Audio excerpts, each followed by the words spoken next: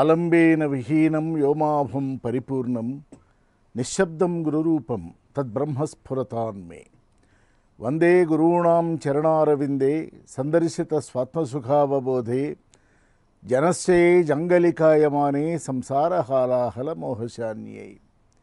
అనంతకోటి గురుస్వరూపాలకు కరుణాపూర్ణ సుధాబ్ధేన భగవాన్ శ్రీ రమణ మహర్షి దివ్య శ్రీచరణారవిందాలకు ప్రణామ సహస్రం సమర్పిస్తూ భగవాన్ ఉపదేశించిన ఉపదేశ సారం ఒక సార్వకాలికమైన విశ్వజనీనమైన కాలాతీత వాంగ్మయం. అది అంటే ఈ మానవ జన్మ ఉన్నంత వరకు దానిని ఎంత చక్కగా వాడుకోవాలి, జీవితాన్ని యథార్థంగా ఎలా జీవించాలి, జీవితాన్ని గాఢంగా ఎలా జీవించాలి, లోతుగా ఎట్లా జీవించాలి, ఈ జీవన విధానాన్ని, జీవన దృక్పథాన్ని, ఒక జీవన శైలిని పరమాద్భుతంగా ఆవిష్కరించినటువంటి ఒక ఆధ్యాత్మిక కోణము అదే, సందేశము అదే, ఉపదేశము అదే, నిజానికి ఆదేశం కూడా అదే.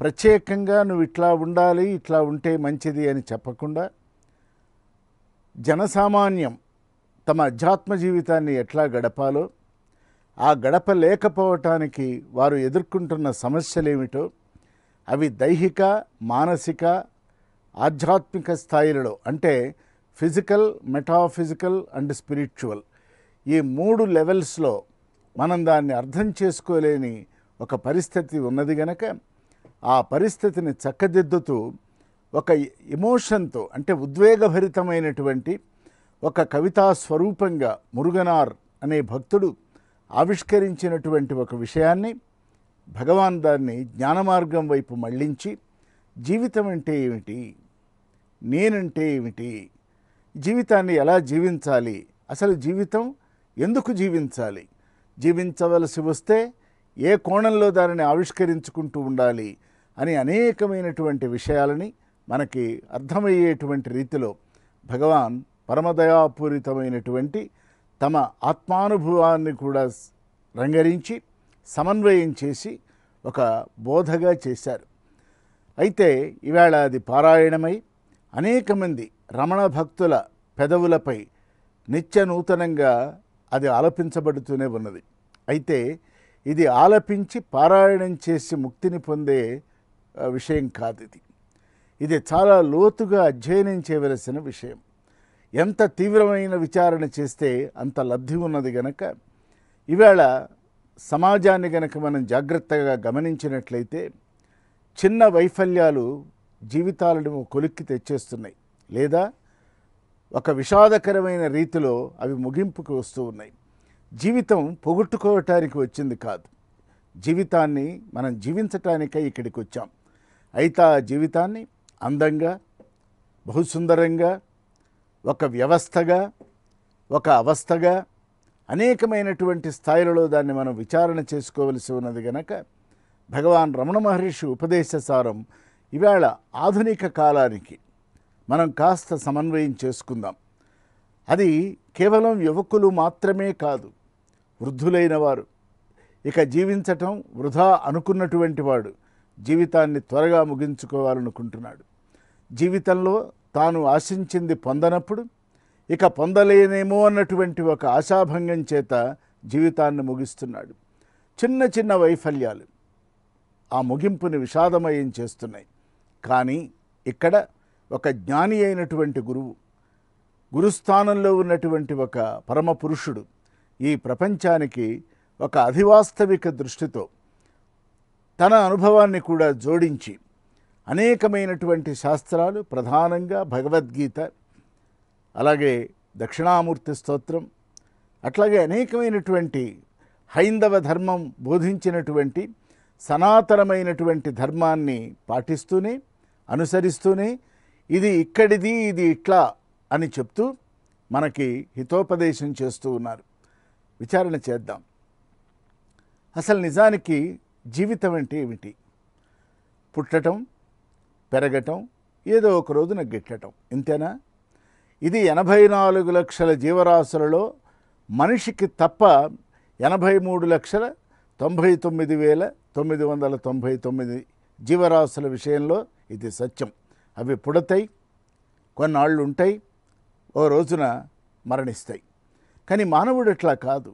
ఒక జన్మ ఎత్తినందుకు జీవితాన్ని అర్థం చేసుకోవాలి, వ్యర్థమైన ఆలోచనల నుంచి మనస్సుని వైదొలగించుకోవాలి, తనను తాను తెలుసుకునే ఒక ప్రయత్నం చేయాలి, తాను ఒక పవిత్రమైనటువంటి ఒక పనిముట్టుగా మలచుకోవాలి, తనకు తాను ఉపయోగపడుతూనే తన చుట్టూ ఉన్నటువంటి సమాజానికి ఒక హితైషి కావాలి, ఉపయోగకరం కావాలి. ఇది మానవ జన్మకి పరమార్థం. అద్వైతామృతధార కురియ అంతరంగమనడి పాత్ర తెరచి ఉంచు, బోర్లించి ఉండగా బొట్టైన చిక్కదు, తెరచి ఉంచిన చాలు తరచనగును. ఆకాశంలో వర్షం కురుస్తూనే ఉంది, పైనుంచి చాలా తీవ్రంగా కురుస్తూ ఉన్నది. అటువంటి ఆ ఆగని వర్షంలో ఎవరికో ఒక ఆలోచన వచ్చింది, బిందెడు నీళ్లు పట్టుకుందాము అని అనిపించింది.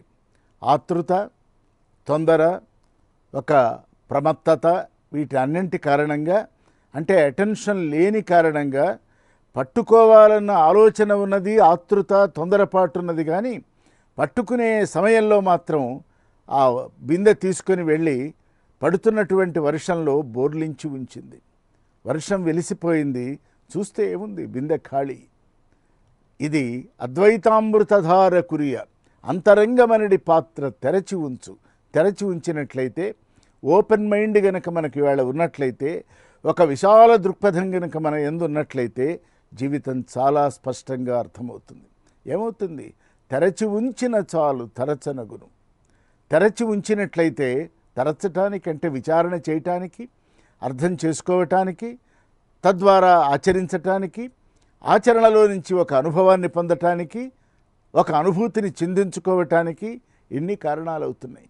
కానీ బోర్లించి ఉండగా, బోర్లించి ఉంచామనుకోండి, a closed mind cannot perceive అంటే బోర్లించి ఉండగా బొట్టైన చిక్కదు. వర్షం కురుస్తూనే ఉంది, ఎంతోమంది లబ్ధి పొందారు, మనం తప్ప. కారణం, మనస్సుని మూసి ఉంచాం.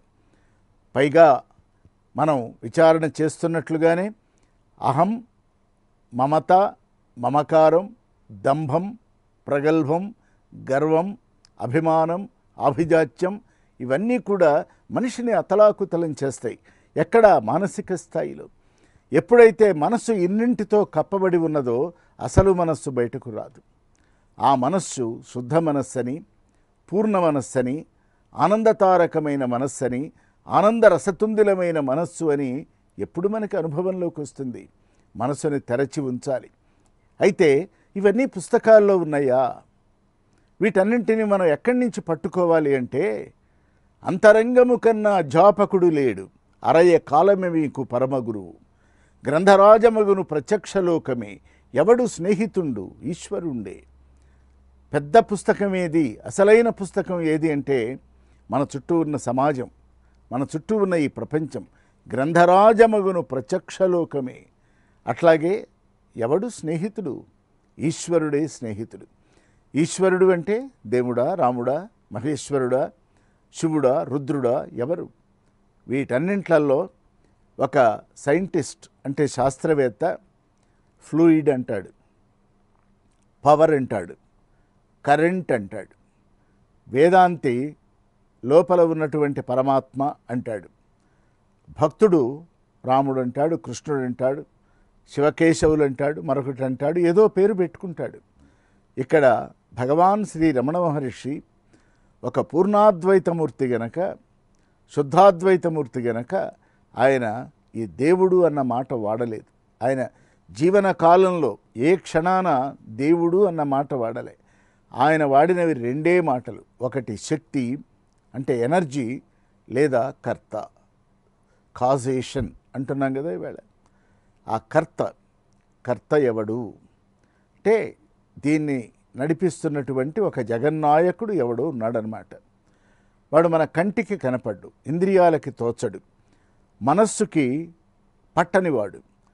ఈ అన్నింటినీ దాటి గనక వెళ్ళగలిగినట్లయితే వాడక్కడున్నాడు. ఆ వాడి పేరు ఆత్మ కర్తో అయినట్లయితే ఆ కర్త గురించి చెప్తున్నారు.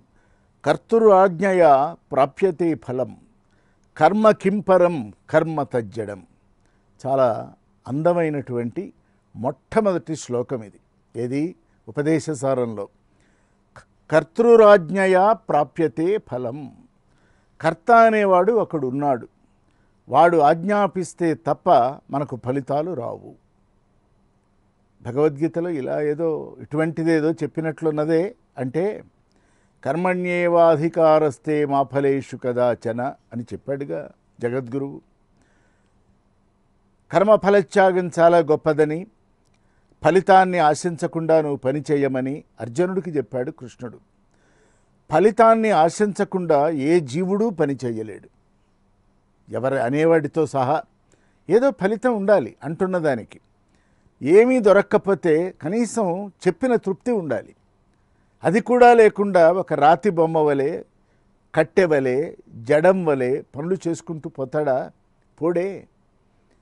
తన అవసరాలకి, తన ఆలోచనలకి, తన ఆశలకి, ఆశంసలకి, ఆకాంక్షలకి దగ్గరగా ఏ ఫలితం వస్తుందా, తగిన ఫలితం ఏదొస్తుందా అని ఎదురు చూస్తూనే ఉంటాడు. ఆ దిశగా ఆలోచించినప్పుడు రమణులు మరొక కోణంలో దీన్ని ఆవిష్కరిస్తున్నారు. కర్తృరాజ్ఞయా ప్రాప్యతే ఫలం. జీవితం అంటే అసలు ఏమిటి? ఏ సిద్ధాంతం మీద ఏ మానవుడి జీవితమైనా, వాడు పామరుడు కానీ, పండితుడు కానీ, వాడు రాజు కానీ, బంటు కానీ, జ్ఞాని కానీ, అజ్ఞాని కానీ, అంటే మనకి వ్యాకరణంలో చెప్తారు కర్త, కర్మ, క్రియ. అంటే కర్త చేసేవాడు ఉండాలి, కర్మ చేయబడేది ఉండాలి, క్రియ చేయబడినది ఉండాలి. అంతే కదా? ఈ మూడు అయినట్లయితే మనకేదో ఒక విషయం జరుగుతుంది, దానిలో నుంచి లాభ నష్టాలు ఏర్పడతాయి. మన మనస్సు యొక్క స్థితిని బట్టి మనం దాన్ని పంచిపెట్టడమా, దాచిపెట్టుకోవటమా, ఎవరికి ఇవ్వకుండా ఉండటమా, గుప్తంగా ఉంచుకోవటమా, మనిషి సంస్కారం మీద ఆధారపడి ఉన్నది. అక్కడి దాకా వెళ్లే ముందు ఈ కర్త అంటే భగవాన్ దృష్టిలో ఎవరు అని కనపడకుండా ఈ జరిపిస్తున్నవాడు కర్త. నేను దేవుణ్ణి చూశాను అన్నవాడు దేవుణ్ణి వస్తువుగా చూశాడా, ఆకారంగా చూశాడా, బొమ్మగా చూశాడా, బ్రహ్మగా చూశాడా, నిరాకార నిర్గుణ పరబ్రహ్మ తత్వంగా చూశాడా, ఒక భావనామయ స్థితిలో అనుభవించాడా, తన భావం పరభావం రెండూ ఒకటైనట్టు చూశాడా, పరా పశ్యంతి మధ్యమా వైఖరి అన్నటువంటి వైదాంతిక భూమిలో పరా అంటే చూడవలసిన దానిని, పశ్యంతి అంటే చూసి, మధ్యమా అనుభవించి, వైఖరి చెప్పాడా? నేను రాముణ్ణి చూశాను, కృష్ణుని చూశాను అంటున్నాడే. చూసినవాడు రాముడో కృష్ణుడో అని ఖచ్చితంగా తనకు తెలుసునా?